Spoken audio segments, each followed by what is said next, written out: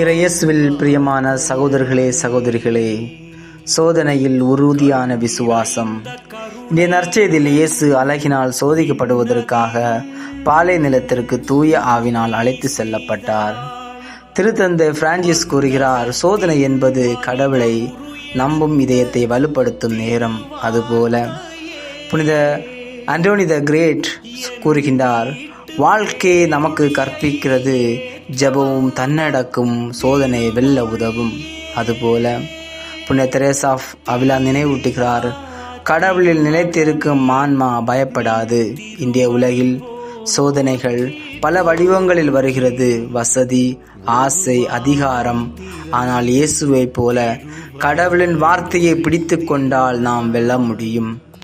இந்த தவக்காலம் கடவுளுடன் உறவை ஆழப்படுத்தும் பயணமாக அமையட்டும். ஜெபம். ஆண்டவரே, சோதனைகளில் உறுதியாக நிற்கும் விசுவாசை எனக்கு தாரும். உம்முடைய வார்த்தையை நிலைத்திருக்கும் கிருபையை தாரும். ஆமீன்.